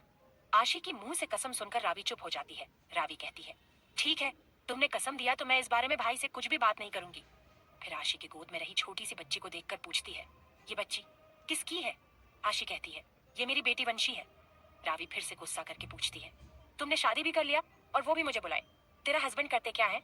उनसे मुझे कब मिलवाओगी बोलो? आशी रावी के मुंह से शादी की बात सुनकर एक पल के लिए चुप हो जाती है, फिर एक गहरी सांस लेकर कहती है, मेरी अभी तक शादी नहीं हुई है। रावी शॉक होकर उसे ही देखने लगती है, तब अचानक से कुछ याद करके आशी से पूछती है, कहीं ये बच्ची मेरे भाई की तो नहीं? ऐसा कहकर आशी को देखती है तो आशी सिर्फ अपना सिर हाँ में हिला देती है। रावी आशी की हाँ सुनकर खुश होकर कहती है, यानी कि ये मेरी भांजी है। कितनी साल की है? आशी कहती है, अभी 2.5 साल की है। मेहरा कॉर्पोरेशन। ऑफिस के लोगों को मालूम पड़ चुका था है कि कल आरव शेट्टी मेहरा कॉर्पोरेशन आ रहा है। लड़कियों का तो खुशी का ठिकाना नहीं है। सब लड़कियां अभी से ये सोचने लगे थे कि कल क्या पहनकर आए और कैसे खूबसूरत दिखे, ताकि आरव का एक नजर उन पर पड़े। लड़कियां तो आरव का नाम सुनकर ही पागल थे, क्योंकि सब सुन रखा था कि आरव कम उम्र में ही बिजनेस संभालने लगता। पहले वो फॉरेन में अपना बिजनेस संभालता था, यहाँ का बिजनेस उनके डैड यानी कि निशान जी संभालते थे। इन 3 साल में इंडिया आकर पूरे इंडिया का बिजनेस अपने अंडर लेकर इतना सक्सेस हुआ कि सब लोग उससे डरने लगे हैं। लड़कियां तो उसके पीछे पागल है, क्योंकि लड़कियां जानते थे कि आरव अभी भी सिंगल है, उसका कोई गर्लफ्रेंड नहीं है। मिस्टर मेहरा के कैबिन में उनका असिस्टेंट टेंशन में कहता है, सर कल तक कैसे होगा प्रेजेंटेशन पूरा? हम सबने सोचा था कि 1 हफ्ता है प्रेजेंटेशन पूरा करने के लिए, मगर वो लोग आज ही फोन करके कहा रहे हैं कि कल 11 बजे से पहले प्रेजेंटेशन रेडी होना चाहिए। ये कैसे होगा सर? विक्रम अपने असिस्टेंट का बात सुनकर कहता है, हाँ राज, मैं जानता हूँ मुश्किल है, मगर नामुमकिन तो नहीं। मुझे आशी पर पूरा यकीन है, वो प्रेजेंटेशन रेडी करेगी। वो बहुत होनहार लड़की है। हमें इस प्रोजेक्ट को कैसे भी करके कंप्लीट करना होगा, ताकि मिस्टर आरव शेट्टी इन्वेस्ट करने के लिए मान जाए। एक बार शेट्टी कॉर्पोरेशन के साथ हमारे कंपनी का कोलैबोरेशन हो गया तो मेहरा इंडस्ट्री का नाम फेमस हो जाएगा। इससे और कंपनियां हमारे साथ काम करने के लिए तैयार हो जाएंगे। वैसे आशी कहाँ है? उसे बुलाओ, मैं उससे बात करना चाहती हूँ। तब राज कहता है, सर आशी अभी तक ऑफिस नहीं आई है। उसने मुझे सुबह फोन करके कहा था कि उसे ऑफिस आते वक्त थोड़ा लेट हो जाएगा। विक्रम ये सुनकर राज से कहता है, राज उसे अभी कॉल करो और उसे कहो कि मैंने उसे ऑफिस जल्दी बुलाया है। वो इस वक्त जहाँ कहीं भी है, उससे कहो कि जल्द से जल्द ऑफिस आ जाए। राज विक्रम की बात सुनकर जी सर कहकर कैबिन से बाहर चला जाता है और आशी को कॉल करने लगता है। शेट्टी कॉर्पोरेशन। आरव कुछ फाइल्स चेक करके साइन कर रहा था। तभी कैबिन के दरवाजे पर नॉक होने की आवाज सुनकर आरव कम इन कहता है। कम इन की आवाज सुनकर नील अंदर आकर कहता है, सर जेट रेडी है, हमें अब यहाँ से निकलना होगा। नील का बात सुनकर आरव फाइल टेबल पर रखकर चेयर से उठता है और अपना कोट लेकर कैबिन से बाहर चला जाता है। बाहर जाकर कार में बैठकर एयरपोर्ट के लिए निकल जाता है। उसके पीछे पीछे कार में बैठकर बॉडीगार्ड भी उसे फॉलो करने लगते हैं। एयरपोर्ट जाकर कार से उतरकर अंदर चला जाता है। नील पहले ही सारा फॉर्मेलिटी कंप्लीट कर चुका था। आरव जाकर अपनी प्राइवेट जेट में बैठता है और जेट पुणे के लिए रवाना हो जाता है। थोड़ी देर के बाद जेट पुणे एयरपोर्ट पर आकर रुकता है। आरव उससे उतरकर वीआईपी रास्ते से एयरपोर्ट से बाहर जाकर कार में बैठ जाता है। कार रावी के घर के लिए निकाल जाता है। पुणे मार्केट। रावी आशी की बात सुनकर खुश हो रही थी कि वंशी उसकी भाई का बेटी है। उसी वक्त आशी का फोन रिंग करने लगती है। आशी फोन की रिंग की आवाज सुनकर फोन देखने लगती है तो उसमें राज सर की नाम शो हो रहा था। ये देखकर आशी रावी को 1 सेकंड बोलकर फोन अटेंड करके हेलो राज सर कहती है तो राज उससे पूछता है, आशी आप अभी कहाँ हो? आशी पूछती है, क्यों सर? आशी की सवाल सुनकर राज कहता है, आशी आप अभी कहीं भी हो, प्लीज जल्दी ऑफिस आ जाइए। आशी राज के मुंह से जल्दी आने की बात सुनकर पूछती है, मगर क्यों सर, ऑफिस में कुछ हुआ है क्या? आप इतना परेशान क्यों हैं? राज उसकी सवाल पर बस इतना ही कहता है, आप प्लीज ऑफिस जल्दी आ जाइए, ऑफिस आने के बाद आपको सब पता चल जाएगा। आशी उनकी बात सुनकर, ठीक है सर, मैं थोड़ी देर में आ जाऊंगी। राज आशी की बात सुनकर कहता है, थोड़ी देर में नहीं आशी, 15 मिनट के अंदर ऑफिस आ जाएगा। कैबिन में विक्रम सर आपका वेट कर रहे हैं। आशी ये सुनकर पूछती है, विक्रम सर मेरा इंतजार कर रहे हैं? मगर क्यों सर? राज आशी के सवाल पर कहता है, आप ऑफिस आ जाइए, आपको ऑफिस आने के बाद सब पता चल जाएगा। आशी ठीक है कहकर फोन रखती है। आरव की गाड़ी रावी की मेंशन पर जाकर रुकती है। वो गाड़ी से उतरकर डोरबेल बजाता है तो एक सर्वेंट आकर दरवाजा खोलती है। सामने आरव को देखकर सिर नीचे झुकाकर उन्हें ग्रीट करके पूछती है, सर आप कैसे हैं? आरव बस ठीक हूँ कहकर उस सर्वेंट से पूछता है, रावी और रवि कहाँ हैं? वो सर्वेंट कहती है, सर मैम तो मार्केट गए हैं वीर बाबा के लिए शॉपिंग करने। रवि सर तो वीर बाबा के साथ उनके रूम में है। आरव सर्वेंट की बात सुनकर रवि के रूम की तरफ चला जाता है। बॉडीगार्ड आरव का सामान उसके कमरे में रखने चले जाते हैं। आरव कमरे में जाकर रवि का नाम लेकर पुकारता है तो रवि जो वीर को सुला रहा था, वो आरव का आवाज सुनकर उस तरफ देखता है तो आरव को अपने कमरे के डोर के सामने खड़ा देखकर खुश होकर पूछता है, अरे साले सब आप? रवि को उसे ऐसे बुलाते हुए देखकर मुस्कुराकर अंदर जाता है और बेड के पास जाकर वीर को देखकर पूछता है, सो गया छोटा शैतान? क्या रावी ने इसका ड्यूटी आपको लगाकर चली गई है? आरव की बात सुनकर रवि हाँ कहकर मुस्कुराता है और वीर को ब्लैंकेट उड़ाकर बालकनी चलने को कहता है। आरव रवि की बात मानकर उसके साथ बालकनी में चला जाता है। रवि, हाँ साले साहब अब बोलिए, पुणे अचानक कैसे आना हुआ? वैसे ऐसे ही तो आप हमसे या आपकी बहन से मिलने पुणे नहीं आए होंगे, कोई काम होगा इसलिए पुणे आए होंगे, मैंने सही कहना? रवि की बात सुनकर आरव हाँ कहता है। रवि और आरव रिश्ते में भले ही बहनोई थे, मगर उनके बीच दोस्ती का रिश्ता था। आशी फोन पे बात करने के बाद परेशान हो जाती है। उसे परेशान होते हुए देखकर रावी पूछती है, क्या हुआ आशी, तुम इतनी परेशान क्यों हो? आशी कहती है, वो ऑफिस का फोन था, मुझे सर ने जल्दी ऑफिस आने को कहा है। मगर क्या? मगर आशी वो रावी, अभी मुझे वंशी को बेबी सिटिंग में छोड़कर जाने के लिए मेरे पास इतना टाइम नहीं है। मुझे सर ने कहा कि मैं 15 मिनट के अंदर ऑफिस आ जाऊं। ऐसे में वंशी का क्या करूं? ऑफिस भी उसे लेकर नहीं जा सकती हूँ। कुछ समझ में नहीं आ रही है, करूं तो करूं क्या? आरव रवि से बात करके अपने कमरे में चला जाता है। कमरे में जाकर फ्रेश होकर बेड पे जाकर लेटकर अपना आंखें बंद करते ही उसके सामने एक रोती हुई लड़की की चेहरा सामने आ जाता है। तो वो अपने मन में कहता है, वो गुनाह करके आज 3 साल बीत चुका है। अभी तक तुम्हारी वो रोती हुई चेहरे को मैं नहीं भूल पाया हूँ। तुम्हारी वो रोती हुए चेहरा याद आते ही मेरा दिल बेचैन होने लगता है। पता नहीं तुम इस वक्त कहाँ हो और क्या कर रही हो। बस मेरा मन कर रहा कि तुम्हें मैं जी भर के देख लूं और गले मिलकर तेरी खुशबू को अपने अंदर समा लूं। तुम इस वक्त कहाँ हो आशी? उस दिन मैंने जो तेरे साथ किया था वो गलत था, मुझे नहीं पता था। उस दिन मैंने ऐसा क्यों किया? तुम्हें देखते ही मैं अपने आप को कंट्रोल नहीं कर पाया और वो सब किया जो मुझे नहीं करना चाहिए था। आरव आशी के बारे में सोचते सोचते ही सो जाता है। मार्केट में आशी की बात सुनकर रावी उससे कहती है, तुम इतनी क्यों परेशान हो रही है? आज से वंशी को कोई बेबी सिटिंग में छोड़ने की जरूरत नहीं है। वैसे भी मेरा बेटा वीर भी इसकी ही उम्र का है। उसके साथ इस छोटी सी परी को भी मैं संभाल लूंगी। तुम चिंता मत कर। तेरी जब काम खत्म हो जाएगा तब मेरे घर आकर इसे लेकर चली जाना। आशी रावी से पहले मना करती है, फिर रावी के समझाने पर आशी मान जाती है। आशी रावी से कहती है, रावी मुझे एक प्रॉमिस करो, तुम वंशी का सच कभी तुम्हारे भाई को नहीं बताएगी। मैं नहीं चाहती हूँ कि उन्हें सच पता चले।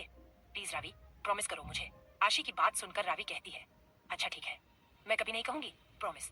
आशी रावी को वंशी के बारे में सब कुछ समझाकर ऑफिस के लिए निकाल जाती है। मेहरा कॉर्पोरेशन। आशी ऑफिस पहुंचकर अपने कैबिन की तरफ जा ही रही थी कि वो देखती है सब ऑफिस के स्टाफ इधर उधर परेशान होकर भाग रहे थे। उन सबको भागते हुए देखकर आशी हैरान हो जाती है और अपने आप कहती है, आज सबको हो क्या गया है? सब इस तरह से क्यों भाग रहे हैं? तब आशी की दोस्त कनक उसके पास आती है तो आशी उससे पूछती है, आज हमारे ऑफिस में सबको हो क्या गया है? ऑफिस में इस तरह अफरा तफरी क्यों मची हुई है? आशी की सवाल सुनकर कनक पूछती है, क्या तुम्हें नहीं पता? आशी उसकी बात सुनकर नामे अपना सिर हिलाती है। तभी पीछे से एक आवाज आशी और कनक को सुनाई देता है, जो कनक से कह रही थी कि कनक, तेरी दोस्त आशी को कैसे पता होगा? बाकियों की तरह वो सुबह ऑफिस जल्दी आती तो पता चलता ना, मगर ये महारानी सुबह जल्दी आने के बजाय अभी ऑफिस आ रही है। इसे तो अभी तक ये भी पता नहीं है ऑफिस में हो क्या रहा है। मुझे ये समझ में नहीं आ रही है, बॉस को इस आशी पर इतना भरोसा क्यों है? कनक को रोहिणी की बकवास सुनकर बहुत गुस्सा आ जाती है और वो गुस्से में रोहिणी को कहती है, रोहिणी तुम अपनी बकवास बंद करो। अगर तुम्हें अपने आप पर ज्यादा भरोसा है तो एक काम कर, जाकर बॉस से कहो कि तुम उस प्रेजेंटेशन को कल 11 बजे से पहले बना कर देगी। कनक की बात सुनकर रोहिणी हड़बड़ा कर कहती है, मैं क्यों बोलूं? बॉस ने प्रोजेक्ट का इंचार्ज आशी को बनाया है, मुझे नहीं। उसे ही वो प्रेजेंटेशन कल 11 बजे से पहले खत्म करके इन्वेस्टर को दिखाना है। मैं तो उसके अंडर काम करती हूँ। वो प्रेजेंटेशन कंप्लीट करना आशी की जिम्मेदारी है। कल उन लोगों के आने से पहले प्रेजेंटेशन तैयार रखना आशी का काम है, मेरी नहीं। तुम अपनी दोस्त आशी को कहो, मुझे नहीं। कनक उसकी बात सुनकर कहती है, रोहिणी तुम्हें अच्छे से पता है तुमसे नहीं होता है, फिर भी क्यों अपना मुंह मारने यहाँ आ जाती हो? तुम अभी इसी वक्त यहाँ से चली जाओ, नहीं तो मुझसे बुरा कोई नहीं होगा, समझी? आशी कनक को रोहिणी पर गुस्सा करते हुए देखकर कहती है, कनक तुम शांत हो जाओ, तुम्हें अच्छे से पता है रोहिणी कैसी है, फिर क्यों उसकी मुंह लगती हो? कनक आशी की बात सुनकर कहती है, तुम उसे कुछ नहीं कहती हो ना, इसी वजह से वह तुम्हें हमेशा बाला बुरा कहती रहती है। एक बार उसे उसी के अंदाज में जवाब दे दे, उसके बाद वह यह सब बकवास करने की हिम्मत नहीं करेगी। कनक के मुंह से ये सब बातें सुनकर रोहिणी अपना पैर पटक कर गुस्से से वहां से चली जाती है। रावी वंशी को लेकर घर आ जाती है। वंशी आते वक्त रावी के कंधे पर सिर रखकर सो रही थी। उसे सीधा अपने कमरे में लेकर जाती है और वीर के बगल में जाकर सुलाती है। रावी को अपने कमरे में एक बच्ची के साथ आता हुआ देखकर रवि पहले तो चौंक जाता है, फिर धीरे से रावी से पूछता है, ये बच्ची किसकी है? देखने में तो बहुत प्यारी है। रवि का सवाल सुनकर रावी के चेहरे पर एक मुस्कुराहट आ जाता है। वो रवि को आंखों से इशारा करके बालकनी में चलने को कहती है तो रवि चुपचाप रावी की बात मानकर उसके साथ बालकनी चला जाता है। बालकनी में जाकर रावी आज मार्केट में जो कुछ भी हुआ था, आशी से मिलने से लेकर उससे बात करने तक और वंशी की सच भी रवि को एक एक करके बताती है। रावी की बात सुनकर रवि परेशान हो जाता है। उसे परेशान होते हुए देखकर रावी पूछती है, क्या हुआ आपको? मेरी बात सुनकर परेशान क्यों हो रहे हैं? रवि रावी से कहता है, आरव घर आया है। उनकी बात सुनकर रावी चौंक कर उनसे पूछती है, क्या भाई घर आए हैं? कब? उन्होंने तो मुझे बताया भी नहीं। वो घर आ रहे हैं करके वो इस समय कहाँ है? रावी के सवाल पर रवि कहता है, शायद रूम में आराम कर रहा है। रावी रवि से पूछती है, क्या आपको मालूम था आज भाई घर आने वाला है करके? रवि ने अपना गर्दन हिलाते हुए रावी से उल्टा सवाल पूछता है, रावी तेरा भाई वंशी के बारे में तुमसे सवाल पूछेगा तो तुम क्या जवाब दोगी? रावी रवि का सवाल सुनकर कहती है, आप टेंशन मत लीजिए, मैं भाई से कहूंगी कि वंशी मेरी एक दोस्त की बेटी है। उसे काम पे जाने की वजह से वंशी को मेरे घर पर छोड़कर गई है। आप हॉस्पिटल जाइए, यहाँ के बारे में चिंता मत कीजिए, मैं सब संभाल लूंगी। रवि उसकी बात सुनकर हाँ में गर्दन हिलाकर अपना ब्रीफकेस लेकर हॉस्पिटल चला जाता है। मेहरा कॉर्पोरेशन। रोहिणी के जाने के बाद आशी कनक से पूछती है, आखिर बात क्या है? उसी वक्त राज वहां आ जाता है और आशी से कहता है, आशी बॉस ने आपको कैबिन में बुलाया है, प्लीज मेरे साथ चलिए। आशी राज की बात सुनकर कहती है, जी सर चलिए, कहाकर कनक से अभी आती हूँ। बोलकर राज के पीछे पीछे चली जाती है। विक्रम के कैबिन के बाहर खड़े होकर राज कैबिन का दरवाजा नॉक करके मे आई कम इन सर कहता है तो अंदर से आवाज आता है कि यस कम इन। राज अंदर जाकर कहता है बॉस आशी आई है कहकर कैबिन से बाहर चला जाता है। विक्रम दिखने में बहुत हैंडसम है। गोरा रंग, खाली आंखें, सिक्स पैक एब्सेल देखने में मॉडल से कम नहीं था। मगर हमारे हीरो आरव से ज्यादा हैंडसम नहीं। विक्रम आशी को देखकर उसे बैठने को कहता है तो आशी बैठते हुए उनसे पूछती है क्या हुआ है सर, आपने मुझे अपने कैबिन में क्यों बुलाया है? विक्रम आशी का सवाल सुनकर कहता है आशी एक बहुत बड़ी प्रॉब्लम हो गया है। विक्रम के मुंह से प्रॉब्लम शब्द सुनकर आशी पूछती है कौन सी प्रॉब्लम है सर? विक्रम कहता है आशी तुम जो प्रेजेंटेशन बना रही थी जो एक हफ्ते बाद इन्वेस्टर को दिखाने वाले थे, वो इन्वेस्टर कल ही आ रहे हैं उस प्रेजेंटेशन को देखने। आशी विक्रम के मुंह से इन्वेस्टर कल ही आ रहे हैं प्रेजेंटेशन देखने की बात सुनकर चौंक कर पूछती है सर वो लोग कल कैसे आ सकते हैं? हमने तो अभी तक प्रेजेंटेशन पूरी तरह से कंप्लीट भी नहीं किया है, ऐसे में सर कैसे हम वो प्रेजेंटेशन दिखा सकते हैं? आशी की सवाल सुनकर विक्रम कहता है आशी ये बात मैं भी जानता हूँ, इसलिए तो मैंने तुम्हें यहाँ ये बताने को बुलाया है। प्लीज आशी कैसे भी करके तुम कल 11 बजे से पहले प्रेजेंटेशन रेडी रखो। मुझे मालूम है मुश्किल है, फिर भी मुझे तुम पर पूरा यकीन है तुम कल तक प्रेजेंटेशन कंप्लीट करोगी, वो भी क्लाइंट के आने से पहले। तुम तो जानती हो ना 3 साल होने को आ रहा है तुम्हें यहाँ काम करते हुए। आशी हाँ में सिर हिलाती है तो विक्रम कहता है तुम तो जानती हो मेहरा कॉर्पोरेशन का कंडीशन, कल कितनी जरूरी है प्रेजेंटेशन उन्हें दिखाना। वो खुश होकर इस प्रोजेक्ट पर इन्वेस्ट करने मान गए तो हमारे कंपनी के लिए कितना फायदेमंद होगा वह तुम भी जानती हो। जाओ जाकर प्रेजेंटेशन की तैयारी करो, तुम्हें इस प्रोजेक्ट के लिए जिसका भी मदद चाहिए वो तुम ले सकती हो, मगर मुझे कल तक रेडी चाहिए समझी। आशी हाँ में सिर हिलाकर कैबिन से बाहर चली जाती है। रावी के घर पर आरव आराम करके उठ जाता है और टाइम देखता है तो शाम होने को आ रहा था। मैड को इंटरकॉम से कॉल करके कॉफी लाने को कहता है और फ्रेश होने के लिए बाथरूम चला जाता है।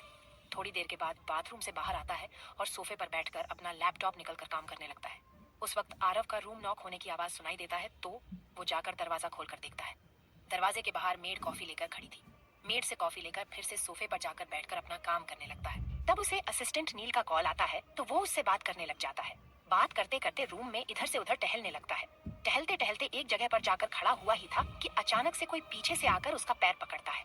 एक पल के लिए तो आरव शॉक हो जाता है, मगर उसके पैर पर नन्ही बच्चे का हाथ महसूस होते ही उसके चेहरे पर स्माइल आ जाता है। आरव को लगा कि वो वीर है, इसलिए फोन कट करके उसे पकड़ने के लिए पीछे मुड़कर नीचे देखता है तो देखकर चौंक जाता है, क्योंकि नीचे वीर नहीं बल्कि कोई और बच्ची उसे पकड़कर खड़ी थी।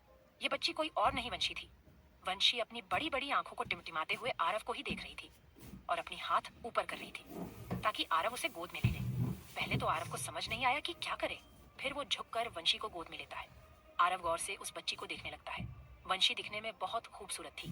गोरा रंग, गोल मोलू चेहरा, नीली आंखें, गुलाबी होंठ, देखने में बिल्कुल बेबी डॉल थी। थोड़ा सा शक्ल बिल्कुल आरव से मिलता जुलता था। वंशी को गोद में लेते ही आरव को पता नहीं एक अनजान सा एहसास हो रहा था।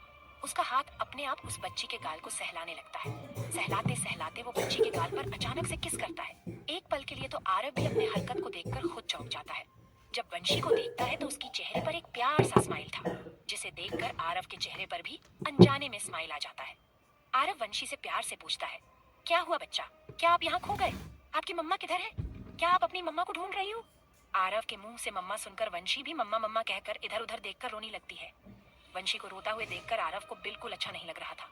उसे समझ में नहीं आ रहा था कि वो क्या करे और कैसे वंशी को चुप कराए। वो वंशी से कहता है, चुप हो जा बच्चा, हम दोनों अभी नीचे जाकर आपकी मम्मा को ढूंढते हैं। प्लीज रो मत बच्चा, चुप हो जाओ, बोलकर उसे अपने शोल्डर में सिर को डालकर पीठ पर हल्का सा मारकर शांत करने की कोशिश कर रहा था। आरव उसके साथ ये भी सोच रहा था कि ये किसकी बच्ची है, इसकी माँ कौन है। शायद कोई नई सर्वेंट होगी जो यहाँ बच्ची को लेकर काम पे आई होगी। नीचे जाकर किसी से पूछता हूँ, नहीं तो रावी से पूछ लूंगा, वैसे भी वो अभी तक तो मार्केट से आई होगी। मेहरा कॉर्पोरेशन। आशी सीईओ के कैबिन से बाहर आकर अपनी कैबिन में जाकर सिर पकड़कर बैठ जाती है। तब वहाँ कनक आ जाती है और पूछती है, क्या हुआ, क्या तुम्हें बॉस का बात सुनकर जोर का झटका लगा? जब मैंने भी राज सर के मुंह से सुना तो मुझे भी लगा था जोर का झटका। कनक आशी की बेस्ट फ्रेंड थी। जब से आशी मेहरा कंपनी में काम करने लगी है तब से कनक के साथ उसकी दोस्ती हुई है। आशी को कोई भी भला बुरा कहता है तो कनक उनसे भिड़ने के लिए तैयार हो जाती है। आशी कनक से कहती है, इस प्रोजेक्ट में जो लोग काम करते हैं उन सबको जाकर बुला कर लाओ, हम सब मिलकर काम करते हैं। वैसे भी 60% का काम पूरा हो चुका है, बाकी बाजा 40% का काम हम सब मिलकर आज पूरी रात बैठकर करेंगे तो हो जाएगा। कनक उसकी बात सुनकर हाँ कहकर सबको बुलाने चली जाती है। आरव वंशी को नीचे लेकर आता है और एक सर्वेंट से पूछता है, ये बच्ची किसकी है, इसकी माँ किधर है? वो सर्वेंट आरव के पूछने पर उससे कहती है, मुझे नहीं पता सर। उस सर्वेंट की बात सुनकर आरव उससे पूछता है, क्या ये यहाँ काम करने वाली सर्वेंट की बच्ची नहीं है? वो सर्वेंट कहती है, जी नहीं सर। ये सुनकर आरव पूछता है, तो फिर ये किसकी बच्ची है? वो सर्वेंट कहती है, सर इस बच्ची को मैम लेकर आए हैं। जब सुबह मार्केट गए थे। उस सर्वेंट की बात सुनकर आरव पूछता है, रावी कहाँ है? सर मैम बाहर गार्डन में है। आरव उसकी बात सुनकर वंशी को लेकर गार्डन चला जाता है और रावी को आवाज देने लगता है। रावी गार्डन में माली के साथ मिलकर पेड़ पौधा लगा रही थी। रावी अपना नाम सुनकर पीछे पलटकर देखती है तो आरव वंशी को लेकर खड़ा था। रावी एक पल के लिए दोनों को साथ में देखकर चौंक जाती है। एक टक बाप बेटी को देखती रह जाती है। आरव रावी से पूछता है, ये किसकी बच्ची है? कब से रो रही है? इस बच्ची का माँ कहाँ है? उसे भुला हो, शायद बच्ची को भूख लगी होगी। मैंने बच्ची को बहुत मुश्किल से शांत किया है। आरव की बात सुनकर रावी मन ही मन कहने लगती है, इसे आप चुप नहीं कराएगा तो कौन कराएगा? आप इसकी बाप जो हो। फिर वंशी को देखकर कहती है, वैसे मानना पड़ेगा तुम्हें, आज ही तुम इस घर पे आई हो और आते ही पापा को परेशान करना चालू कर दिया। और ये देखो, बेचारा मेरा भाई अपनी बेटी से पहले दिन ही परेशान हो गया। वंशी बेटा, तुम आज से रोज मेरे घर आएगी। तुम्हारी माँ आशी से मैं कहूंगी कि अब से तुम्हें यही छोड़कर काम पे जाए। और जब तक मेरा ये भाई इधर है, तब तक वंशी तुम इस सिरफिरे बाप से अपनी माँ के साथ जो कुछ भी किया है उसका गिन गिन कर बदला लेना। एक भी मौका मत छोड़ो पापा को परेशान करने का। मैं तो नहीं कर सकती हूँ, क्योंकि तेरी माँ ने मुझसे अपनी कसम जो लिया है। रावी आरव की आवाज सुनकर होश में आती है और आरव से कहती है, ये मेरी एक फ्रेंड की बेटी है जो बाहर काम करने गई है। शाम को आकर इसे लेकर चली जाएगी, तब तक ये यहीं पर रहेगी। क्यों वंशी बेबी? रावी वंशी से पूछती है, क्या आपको भूख लगी है? वंशी हाँ में अपना सिर हिलाती है तो रावी कहती है, चलो आ जाओ मासी के गोद में, मासी आपको बिस्किट खिलाती है। बोलकर उसे गोद में लेने की कोशिश करती है तो वंशी उसकी गोद में जाने से मना करती है, जिसे देखकर आरव कहता है, रहने दे रावी, तुम सर्वेंट से दूध और बिस्किट यही लेकर आने को कहो, वंशी को हम दोनों साथ में मिलकर खिलाएंगे। रावी मन में कहती है, वाह बच्चू, बाप के गोद में जाते ही मासी नहीं चाहिए। और ये देखो, मेरे भाई को आज तक वीर को अपने गोद में बिठाकर नहीं खिलाया है, आज खुद की बेटी को खिलाने की बात कर रहा है। शायद इसे ही कहते हैं, खून का रिश्ता तो पानी से भी गाढ़ा होता है और खून के रिश्ते अपनों से किसी न किसी तरह से जुड़ी ही जाता है। रावी एक सर्वेंट को बुलाकर वंशी को खाना लेकर आने को कहती है।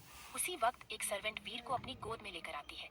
जब वीर आरव के गोद में किसी बच्ची को देखता है तो वो आरव के गोद में जाने के लिए जिद करने लगता है, जिसे देखकर आरव वीर को भी अपने गोद में लेकर दोनों के साथ खेलने लगता है। थोड़ी देर के बाद जब सर्वेंट बिस्किट और दूध लेकर आती है तो आरव दोनों को खिलाने लगता है। अब आगे कनक सबको आशी के कैबिन में बुलाकर लेकर आती है। सबके आने के बाद आशी सबको बताने लगती है किसको क्या क्या काम करने का है। आशी के काम समझाने पर सब अपना अपना काम करने लगते हैं। काम करते करते बहुत समय बीत चुका था, सब थक चुके थे। कनक सबको देखकर आशी से कहती है, हमें आज पूरी रात जागकर काम करना होगा, तब जाकर प्रेजेंटेशन कंप्लीट होगा। अभी तो फिलहाल के लिए सब काम करके थक चुके थे, इसलिए एक काम करते हैं, अभी थोड़ी देर के लिए हम सब आराम करते हैं, थोड़ी देर में डिनर टाइम भी हो जाएगा। सब खाना खाने के बाद फिर से काम स्टार्ट करते हैं। कनक की बात सुनकर सब अपने अपने सिर हाँ में हिला देते हैं। आशी को तब वंशी की याद आती है तो वो रावी को कॉल करने लगती है। आरव दोनों बच्चों को अपने गोद में बिठाकर बिस्किट खिला रहा है। बच्चों को बिस्किट खिलाते समय आरव के चेहरे पर एक प्यारा सा स्माइल था। ये देखकर रावी बहुत खुश हो रही थी और आरव को देखकर अपने मन में कहती है, भाई आपके चेहरे पर स्माइल देखकर मुझे बहुत खुशी हो रही है। आप जानते भी नहीं है, जिस बच्ची को आप खिला रहे हैं वो आपकी खुद की बेटी है। कि उसी वक्त साइड में रखा हुआ रावी का मोबाइल रिंग करने लगती है तो वो अपना फोन लेकर देखती है तो उसमें आशी का कॉल आ रहा था। आशी का कॉल आते हुए देखकर रावी आरव से थोड़ी दूर जाकर बात करने लगती है ताकि आरव को पता ना चले। रावी फोन उठाकर हेलो कहती है तो आशी रावी से पूछती है, वंशी कैसी है, तुझे परेशान तो नहीं कर रही है ना?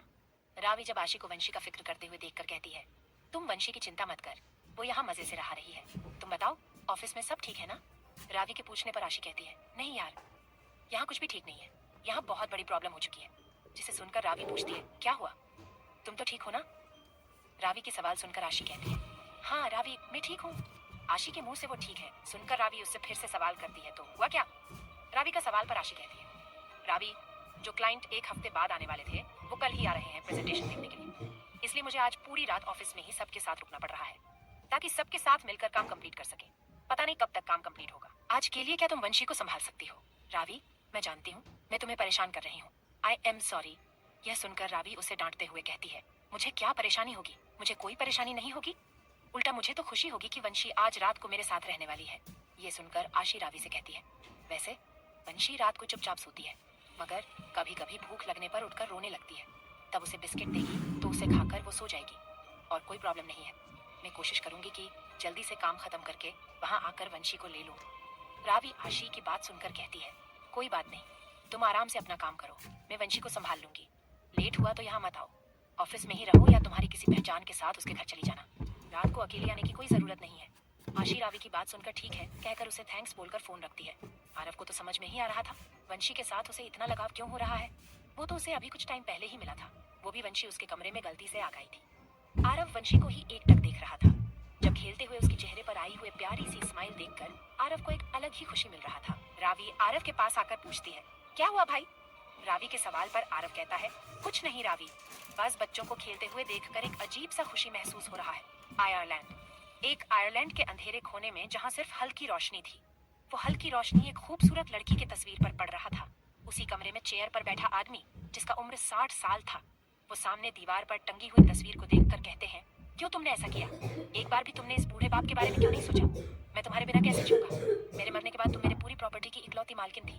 तेरी उससे भी अच्छे लड़के के साथ शादी करता। क्यों शनाया? तुम क्यों मुझे छोड़कर चली गई? उस फोटो को देखकर उस आदमी की आंखों से लगातार आंसू बह रहे थे। मैं उसे नहीं छोड़ूंगा। जो तुम्हारी मौत का कारण है, उसे भी मैं मौत की घाट उतारूंगा। तब उस अंधेरे कमरे में उनका असिस्टेंट आकर कहता है, सर, हमें खबर मिली है कि आरव शेट्टी पुणे में है। मेहरा कॉर्पोरेशन के साथ उसका कल मीटिंग है। पहला आदमी दूसरा आदमी की बात सुनकर कहता है, आखिरकार तुम अपने साम्राज्य से बाहर मिल ही गए हो आरव शेट्टी। तुम्हें मुंबई में मार ना सका तो क्या हुआ? पुणे में वो काम जरूर पूरा करूंगा। पुणे से वापस मुंबई तेरा लाश जाएगा। अपने असिस्टेंट को देखकर कहता है, तुम मेहरा कॉर्पोरेशन के बाहर अपने आदमी को नजर रखने को कहो और मौका मिलते ही उस आरव शेट्टी को खत्म करने को कहो। उसका असिस्टेंट जी बॉस कहकर चला जाता है। मेहरा कॉर्पोरेशन। आशी और उसके साथी डिनर करने के बाद काम में फिर से काम करते करते कब रात हो गया किसको पता ही नहीं चला। रावी के घर और आरव को बच्चों को खेलते हुए देखते देखते कब शाम से रात को पता ही नहीं चला है। जब डिनर का टाइम हुआ तो रावी उसे बुलाने आ जाता है। आरव ये देखकर शॉक हो जाता है क्योंकि आज पहली बार था वो अपने काम को भूलकर इस तरह से बैठकर बच्चों को खेलते हुए देख रहा था। आज से पहले कभी वो इतनी देर तक बिना कोई काम किए बैठा था। रावी के बुलाने पर आरव दोनों बच्चों को लेकर अंदर चला जाता है तो रावी दोनों को उसके हाथ से लेकर कमरे में चली जाती है और दोनों को फ्रेश करा के नीचे लेकर आती है और डिनिंग टेबल पर बिठाकर बच्चों को खाना खिलाने लगती है। थोड़ी देर के बाद आरव डिनर करके अपने कमरे में जाने को होता है कि वंशी रोने लगती है। वंशी को रोते हुए देखकर आरव को अच्छा नहीं है। वहीं रुककर वंशी से प्यार से पूछने लगता है, क्या हुआ परी, आप रो क्यों रही हो? क्या आपको आपकी मम्मी का याद आ रही है? आरव का सवाल सुनकर वंशी हाँ में अपना सिर हिलाती है, जिसे देखकर आरव रावी की तरफ देखकर पूछता है, इसकी मम्मी अभी तक क्यों नहीं आई है? आरव के सवाल सुनकर रावी कहती है, उसे आज पूरी रात ऑफिस में ही रुकना पड़ रहा है। कल कोई क्लाइंट के साथ मीटिंग है तो उसकी तैयारी में बिजी है। रावी की मुंह से ये सुनकर आरव गुस्सा होकर कहता है, ये क्या बात हुई? उसको इतनी भी अक्ल नहीं है। इतनी छोटी सी बच्ची रात को बिना माँ के कैसे रहेगी? क्या बच्ची से भी जरूरी उसे अपना काम है? वो कैसी माँ है? भाई के मुंह से आशी के लिए ऐसी बात सुनकर रावी को गुस्सा आ जाता है। वो गुस्से से अपने भाई से कहती है, भाई, जब आपको पता नहीं है उसके बारे में तो कुछ मत बोलिएगा। आपको क्या पता है एक अकेली माँ को बिना किसी के सहारे अपनी बच्ची को पालने के लिए क्या क्या करना पड़ता है? आप नहीं जानते हैं वो कैसे अपनी बच्ची को पाल रही है। आरव रावी के मुंह से जब ये सुनता है कि वंशी की माँ उसे अकेली पाल रही है, ये सुनकर आरव पूछता है, वो अकेले बच्ची को क्यों पाल रही है? वंशी के पापा कहाँ हैं? क्या वो उनके साथ नहीं रहते हैं? एक पल के लिए रावी को कुछ समझ ही नहीं आया कि वो इस सवाल का क्या जवाब दे। फिर रावी कहती है, मुझे उसके पति के बारे में कुछ नहीं पता है। मैंने कभी उसके पति के बारे में नहीं पूछा है। बस मुझे इतना पता है कि मेरी दोस्त अकेली अपनी बच्ची का पालन पोषण कर रही है। वंशी रोते हुए रावी के गोद से उतरकर आरव के सामने अपना दोनों बाहें फैलाकर खड़ी हो जाती है। आरव कंफ्यूज होकर वंशी को देखने लगता है तो रावी उससे कहती है, वो आपको उसे गोद में उठाने के लिए कहा रही है। आज वो आपको शायद छोड़ना नहीं चाहती है। ऐसा कहकर रावी हंसने लगती है। आरव वंशी को अपने गोद में लेकर अपने कमरे में लेकर चला जाता है। कमरे में उसे बेड पर सुलाने की कोशिश करता है कि वंशी उसे छोड़ने को तैयार ही नहीं होती है।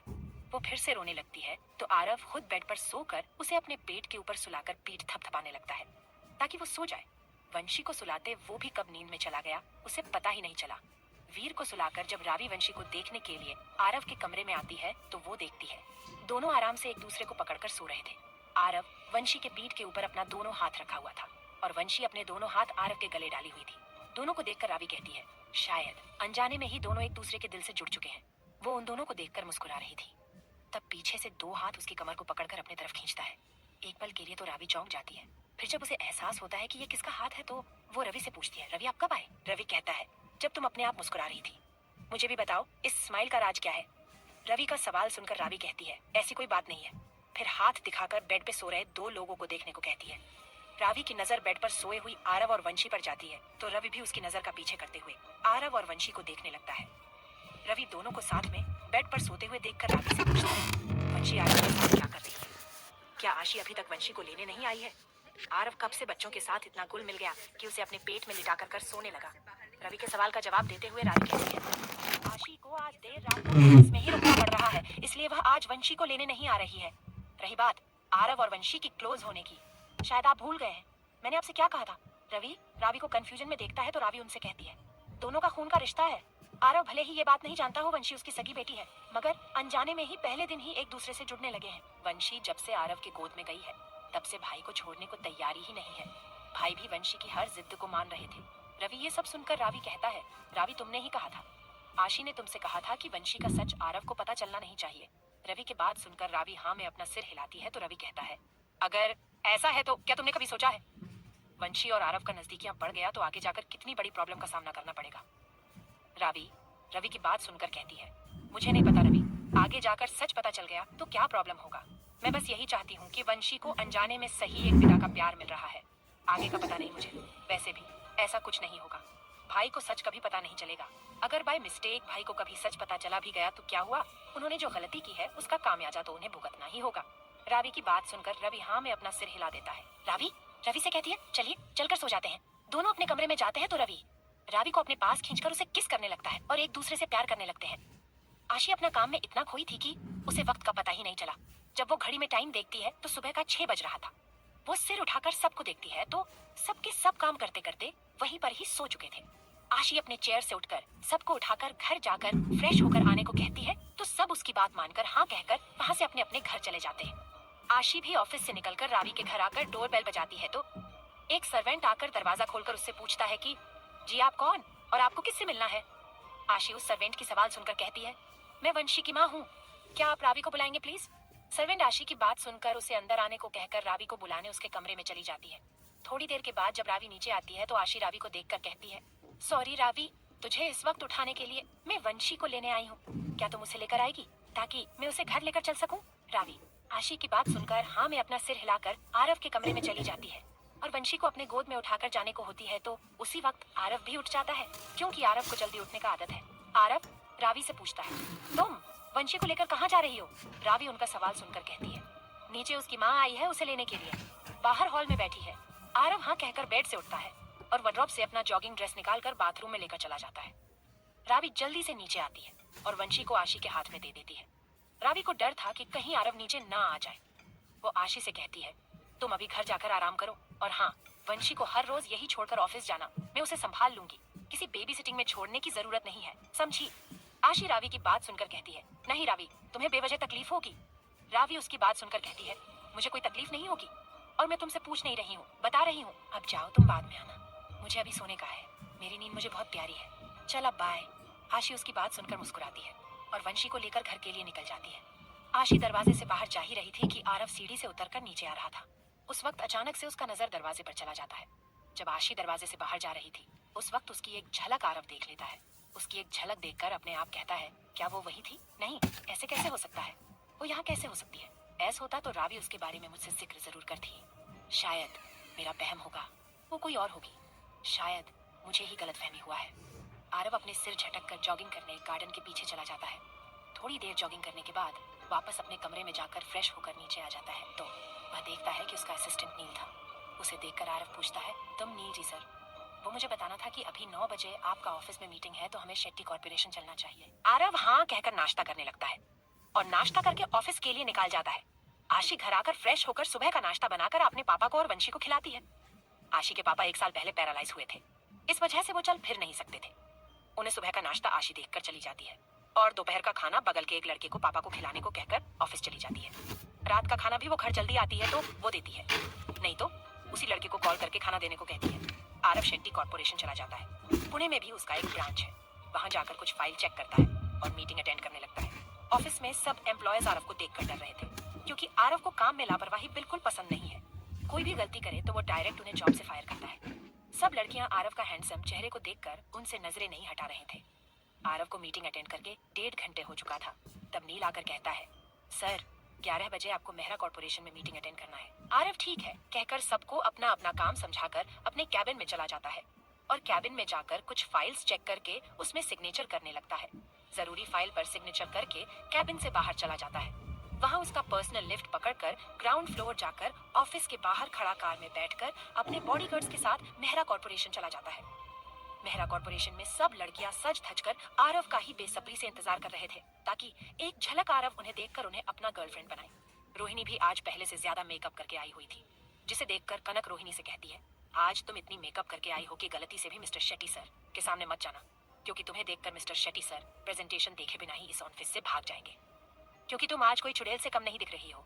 वो अलग बात है कि हर रोज तो तुम भूतनी दिखती हो, मगर आज उसके उल्टा चुड़ैल दिख रही हो। ऐसा बोलकर कनक जोर जोर से हंसने लगती है। कनक को इस तरह अपनी इंसल्ट करते हुए देखकर रोहिणी को गुस्सा आ जाती है और वो गुस्से से कहती है, तुम तो कहोगी ही, क्योंकि तुम्हारी इतनी औकात नहीं है कि तुम ब्रांडेड मेकअप सेट खरीद सके। तुम जैसे लड़कियों का तो रोड पर बिकने वाली 100 रुपया का मेकअप सेट खरीदने का औख्त है, और तुम्हारी वो दोस्त आशी भी तो एक फटीचर के अलावा कुछ नहीं है। रोहिन के मुंह से आशी के लिए फटीचर शब्द सुनकर कनक को बहुत गुस्सा आता है। कनक गुस्से से उसे कुछ कहती उससे पहले ही बाहर से जोर जोर शोर होने लगती है। सब लड़कियां चिल्लाने लगते हैं कि मिस्टर शेट्टी आ गए।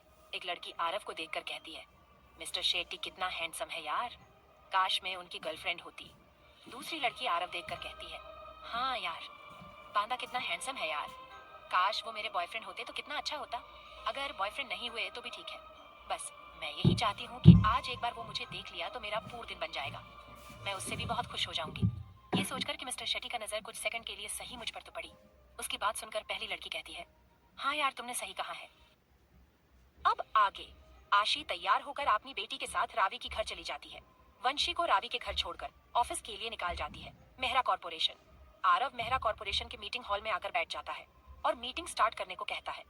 मीटिंग स्टार्ट करने की बात सुनकर विक्रम और बाकी सब लोग डर जाते हैं, क्योंकि इस प्रोजेक्ट का इंचार्ज आशी थी, जो अभी तक ऑफिस नहीं आई है। विक्रम अपने असिस्टेंट से कहता है, तुम आशी को कॉल करके पूछो कि वो अभी कहाँ पर है, उसे 5 मिनट के अंदर मीटिंग हॉल में पहुंचने को कहो। राज अपने बॉस की बात सुनकर जी सर बोलकर मीटिंग हॉल से बाहर जाकर आशी को कॉल करने लगता है। 1-2 रिंग जाने के बाद जब आशी कॉल उठाती है तो राज उससे पूछता है, आशी आप कहाँ हैं? राज सर का सवाल सुनकर आशी पूछती है, क्या हुआ सर? उसकी सवाल सुनकर राज कहता है, आशी, इन्वेस्टर ऑलरेडी ऑफिस आकर मीटिंग रूम में बैठकर मीटिंग शुरू करने को कह रहे हैं। विक्रम सर ने मुझे आपको कॉल करके ये पूछने को कहा है, आपको आने में और कितनी देर लगेगा? प्लीज आप जल्दी ऑफिस आ जाइए। राज सर के पूछने पर आशी उनसे कहती है, सर मैं अभी थोड़ी देर में आ जाऊंगी, तब तक के लिए आप कैसे भी करके इन्वेस्टर को हैंडल कीजिएगा। राज उसकी बात सुनकर कहता है, मैं कोशिश करूंगा, मगर प्लीज आप जल्दी आ जाइए। आशी, जी सर कहकर फोन कट करती है। मीटिंग हॉल में आरव विक्रम से पूछता है, क्या हुआ मिस्टर विक्रम? मैंने आपसे कहा कि मीटिंग स्टार्ट कीजिएगा, तो आपने अभी तक मीटिंग स्टार्ट क्यों नहीं की? आरव के पूछने पर विक्रम कहता है, मिस्टर शेट्टी बस 5 मिनट दीजिएगा, इस प्रोजेक्ट का इंचार्ज थोड़ी ही देर में प्रेजेंटेशन स्टार्ट करेगी। विक्रम की बात पर आरव नाराज होकर कहता है, मेरे पास इतना टाइम नहीं है, मेरा एक मिनट बहुत कीमती है। आपको लगता है मैं यहाँ बैठकर टाइम वेस्ट करूंगा? कहाँ है वो प्रोजेक्ट इंचार्ज? उसे जल्दी यहाँ बुलाए, नहीं तो भूल जाएगा कि मैं इस प्रोजेक्ट में इन्वेस्ट भी करूंगा करके समझे। आपके पास सिर्फ 1 मिनट है ये सोचने के लिए प्रेजेंटेशन स्टार्ट करना है कि नहीं। आरव की बात सुनकर विक्रम राज से पूछता है, तुमने आशी को कॉल किया, वह कहाँ है, कब तक आएगी? राज अपने बॉस का सवाल सुनकर कहता है, सर वो अभी आती ही होगी, तब तक हमें कैसे भी करके मिस्टर शेट्टी को रोकना होगा। विक्रम राज की बात सुनकर परेशान हो जाता है, उसके साथ बैठा बाकी सब लोग भी। कनक अपना मोबाइल निकलकर आशी को मैसेज करने लगती है, Aashi come fast, where are you? Aarav गुस्सा होकर गुस्सा कहता है, आपको मीटिंग स्टार्ट करना ही नहीं था तो मुझे यहाँ बुलाकर मेरे टाइम वेस्ट करने की क्या जरूरत थी? मिस्टर विक्रम, अपने ही मेरे असिस्टेंट को कॉल करके कहा था कि आपको मुझसे बात करने का है। अब जब मैं यहाँ आ गया हूँ तो आप मुझे प्रेजेंटेशन दिखाने के बजाय मेरा समय बर्बाद कर रहे हैं। अगर आप मुझे प्रेजेंटेशन नहीं दिखाएंगे तो मैं आपसे बात कैसे करूँ? उस वक्त रोहिणी कनक से धीरे से कहती है, देख लिए तुमने, तुम्हारी उस सो कोल्ड दोस्त आशी की वजह से सब कितना परेशान हो रहे हैं, मगर उस लड़की का तो अभी तक कोई अता पता ही नहीं है। वो लड़की अपने आप को समझती क्या है? क्या वो अपने आप को मिस्टर शेट्टी से भी बड़ी समझती है, जो इतना बड़े आदमी उसका वेट करे? उसकी बकवास सुनकर कनक उससे कहती है, तुम यहाँ मेरे साथ फालतू के बकवास करने से अच्छा जाकर विक्रम सर से क्यों नहीं कहती हो तुम वो प्रेजेंटेशन तुम दोगी? वैसे भी तुम्हारे लिए एक अच्छा मौका है मिस्टर शेट्टी को इम्प्रेस करने का। क्या कहती हो? अगर तुम्हें विक्रम सर से बोलने को डर लग रही है तो मैं जाकर विक्रम सर से कहती हूँ। कनक की बात सुनकर रोहिणी उसे घूर कर देखती है और चुप हो जाती है। आशी जल्दी जल्दी मेहरा कॉर्पोरेशन पहुंचकर लिफ्ट का बटन प्रेस करती है और अपने आप कहती है, मीटिंग हॉल में मुझे ना देखकर सब लोग बहुत परेशान हुए होंगे और वो इन्वेस्टर गुस्सा से चले ना गए हो। ऐसे सोचते हुए ऊपर भगवान को देखकर कहती है, ओह गॉड प्लीज हेल्प मी। हम सब ने इस प्रोजेक्ट के लिए बहुत मेहनत किया है, कैसे भी करके आज क्लाइंट हमारी इस प्रोजेक्ट से खुश हो जाए और इन्वेस्ट करने के लिए मान जाए। आशी ये सब सोच ही रही थी कि लिफ्ट का दरवाजा ओपन होता है तो आशी लिफ्ट के अंदर जाती है और तीसरे मंजिल का बटन दबाती है। थोड़ी देर के बाद लिफ्ट जाकर तीसरे मंजिल में जाकर है तो रुकता है, तो आशी लिफ्ट से बाहर आकर जल्दी जल्दी मीटिंग हॉल में चली जाती है।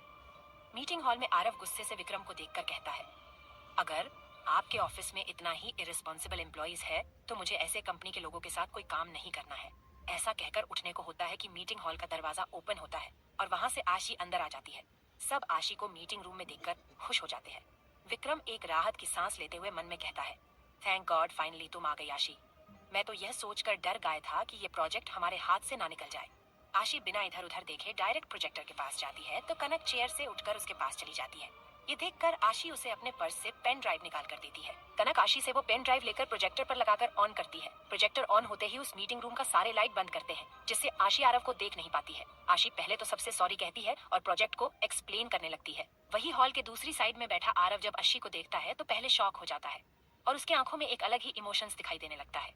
वो अपने आप कहता है, आज भी तुम उतनी ही खूबसूरत हो जितनी 3 साल पहले थी। तुम थोड़ी भी नहीं बदली हो। वो आशी को ही लगातार देखे जा रहा था। उसकी हिलती हुई होंठ को देखकर उसका मन कर रहा था कि वो अब भी जाकर उसकी होंठ को चूम ले। वही रोहिणी कब से आरव को ही घूरे जा रही थी। जब वो देखती है कि आरव किस तरह से आशी को घूर रहा है, ये देखकर रोहिणी जल बुन रही थी। रोहिणी अपने आप कहती है, आशी में ऐसा क्या है जो सब उसके पीछे पागल है। एक हमारा बॉस विक्रम सर है जो देखने में बहुत हैंडसम है, मगर मिस्टर शेट्टी जीतना नहीं है। वो भी आशी को पसंद करते हैं और अब ये मिस्टर आरव शेट्टी भी जब से आशी मीटिंग हॉल में आई है तब से उसे ही देखे जा रहे हैं। वही आरव अपने ही सोच में था कि उसे विक्रम का आवाज सुनाई देता है, मिस्टर शेट्टी आपको कैसा लगा हमारा प्रेजेंटेशन। आशी भी इन्वेस्टर का राय जानने के लिए पीछे मुड़कर देखती है, जो इस वक्त लाइट की रोशनी में आरव का चेहरा साफ साफ नजर आ रहा था। आशी आरव को देखकर सुन पड़ जाती है। उसे 3 साल पहले का हादसा याद आने लगती है। वो याद आते ही आशी आरव को देखकर घबराने लगती है। वो अपनी घबराहट को छुपाने को बहुत कोशिश करती है मगर कर नहीं पा रही थी। आरव कब से आशी को ही देखे जा रहा था और उसके चेहरे पे बदल रही भाव को ही नोटिस कर रहा था। आरव जब आशी को उसे देखकर घबराते हुए देखकर अच्छा नहीं लग रहा था। आरव को देखकर आशी को 3 साल पहले उसने जो कुछ भी उसके साथ किया था वो सब उसे एक फिल्म की तरह सामने आने लगती है और वो वहीं पर बेहोश होकर गिर जाती है। आशी को अचानक से बेहोश होकर गिरता हुआ देखकर सब शॉक हो जाते हैं।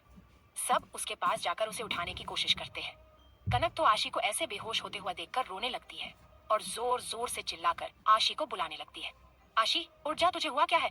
अभी तक तो तुम ठीक थी, फिर अचानक से तुम्हें हुआ क्या है?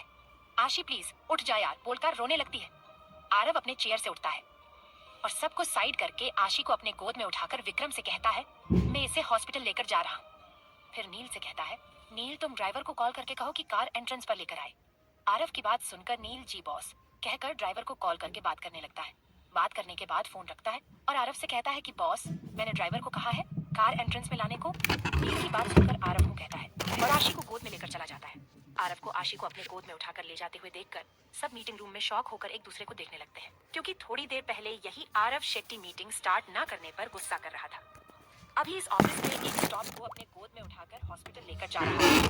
कनक उसके बगल में खड़ा अपने बॉस से पूछती है, बॉस जो मैंने अभी अभी देखा वो सच में हुआ है या नहीं? सच में मिस्टर आरव शेट्टी ने आशी को अपने गोद में लेकर हॉस्पिटल गए हैं। ऐसा कहते हुए कनक विक्रम के हाथ पर छूटी काट लेती है, जिससे विक्रम का आह निकल जाता है। विक्रम गुस्से से कनक को घूरते हुए कहता है, क्या तुम पागल हो? मेरे हाथ पर क्यों छूटी काट रही हो? तब कनक को याद आती है कि उसने अभी थोड़ी देर पहले क्या किया है। वो जल्दी से सॉरी बॉस कहती है। वो मुझे लगा कि विक्रम गुस्से से पूछता है, क्या लगा तुम्हें? बॉस यही कि मैं अभी नींद में हूँ और सपने में देख रही हूँ कि आरव सर ने आशी को गोद में उठाकर लेकर चले गए। बॉस आप ही बताइए ऐसा कैसे हो सकता है?